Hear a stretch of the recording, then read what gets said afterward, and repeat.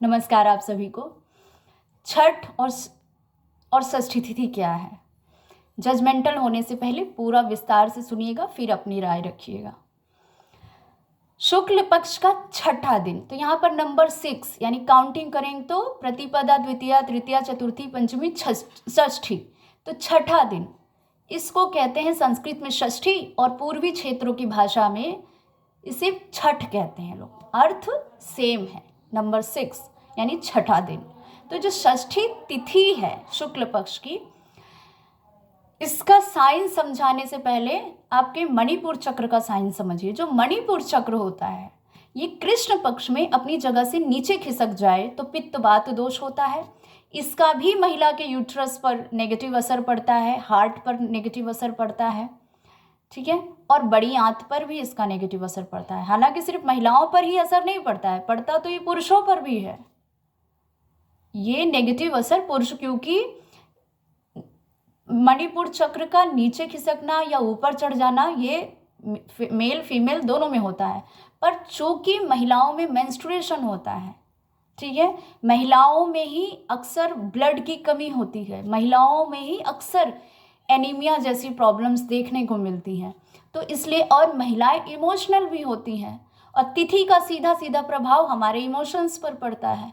तो महिला का खुद को स्ट्रॉन्ग रखने के लिए, संतुलित रखने के लिए, इमोशनली बैलेंस्ड रहने के लिए, फिजिकली भी बैलेंस्ड रहने के लिए कुछ तिथियों को विशेष रूप से मानकर उसके अनुसार आहार ग्रहण करना और कुछ रूल्स को फॉलो करना बहुत ज़रूरी हो जाता है।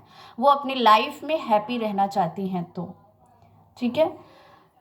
तो ये जो किसी भी महीने का जो कृष्ण पक्ष है उसमें क्या होता है, मणिपुर चक्र अपनी जगह से नीचे खिसकता है, उसकी वजह से पित्तवात दोष बढ़ जाता है, तो उसका भी नकारात्मक असर पड़ा। और जो शुक्ल पक्ष शुरू होता है तो इसमें क्या होता है, धीरे धीरे मणिपुर चक्र अपनी जगह से धीरे धीरे ऊपर खिसकता है। द्वितीया से ये चीज़ ज़्यादा शुरू हो जाती है, प्रतिपदा को उतना असर नहीं पड़ता है, लेकिन द्वितीया से धीरे धीरे ये असर बढ़ता जाता है, ठीक। इसका भी आपके लंग्स पर, आपके थ्रोट पर, आपके यूट्रस पर नेगेटिव असर पड़ता है।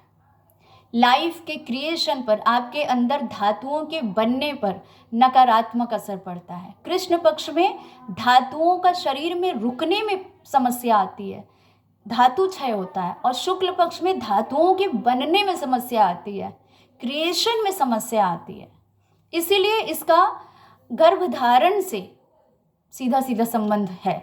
षष्ठी तिथि का, शुक्ल पक्ष की षष्ठी तिथि का कंजीव करने से सीधा सीधा संबंध है। बहुत सी महिलाएं जो बच्चा कंजीव ही नहीं कर पाती हैं, उनके अंदर लाइफ का क्रिएशन ही नहीं होता है, तो और ओवरवेट होता है, ब्लॉटिंग होती है, गैस्ट्रिक एसिडिटी की प्रॉब्लम है, डायबिटीज़ की प्रॉब्लम है, इस तरह की जो प्रॉब्लम्स हैं वो शुक्ल पक्ष में बढ़ जाती है। कफ दोष होता है, सर्दी जुकाम होता है, कान से कम सुनाई देता है ऐसी महिलाओं को अक्सर, ठीक है।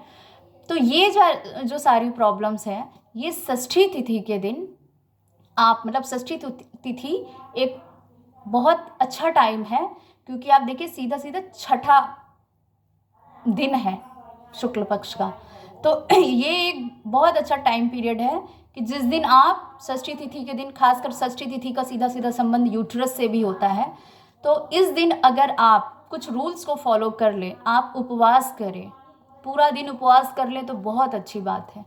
अदरवाइज नहीं कर सकते हैं तो एटलीस्ट एल्कलाइन फ्रूट्स लें, सिर्फ क्षारीय फल लें। हालांकि ये वाली जो षष्ठी तिथि, इस दिन पूरा ही उपवास करना चाहिए। बाकी जो पूरे साल की जो शुक्ल पक्ष की षष्ठी तिथियां हैं उसमें आप एल्कलाइन फ्रूट्स एटलीस्ट खा सकते हैं, ठीक है। तो सिर्फ ये वाली ही छठ इम्पॉर्टेंट नहीं होती है, चैत्र माह में भी एक छठ यानी षष्ठी तिथि वो भी बहुत इम्पॉर्टेंट है, उसमें अशोक फूल का बहुत इम्पॉर्टेंस है, ठीक है। और ये वाली जो छठ है, ये जो अभी वाली है, इसमें विटामिन डी का एब्जॉर्प्शन बहुत इम्पॉर्टेंट है। उस वाले में अशोक फूल का इम्पॉर्टेंस है जो चैत्र माह में आता है, जो बसंत ऋतु में और मार्च के महीने में लगभग पड़ता है। उसमें अशोक फूल, क्योंकि उसी दौरान अशोक का फूल सीता अशोक के पेड़ में आता है, उसका कंजम्पशन बहुत इम्पॉर्टेंट है एनीमिया की प्रॉब्लम को दूर करने के लिए। और ये वाला जो है, ये जो कार्तिक माह में पड़ रहा है, इसमें विटामिन डी का एब्जॉर्प्शन इम्पॉर्टेंट है। आपके शरीर में लाइफ का जो क्रिएशन रुक जाता है उसको बैलेंस करने के लिए, ठीक है, अपने मणिपुर चक्र को बैलेंस करने के लिए। तो ये है छठ और षष्ठी का पूरा साइंस।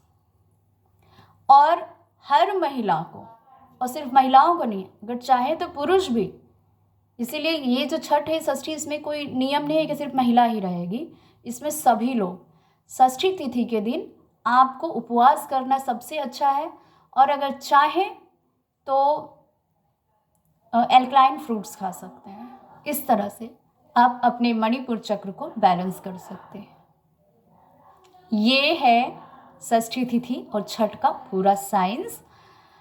इसके अलावा अगर कोई प्रश्न है तो आप बिल्कुल कमेंट बॉक्स में लिख करके मुझसे पूछ सकते हैं, ठीक है। और मैं अगर आप ये सारी नॉलेज सीखना चाहते हैं, जानना चाहते हैं, क्लासेस अटेंड करना चाहते हैं, तो मैं ईमेल आईडी भी मेंशन कर रही हूँ, उस पर ईमेल कर सकते हैं और आप मेरी जो क्लासेस है उसको ज्वाइन कर सकते हैं। Thank you.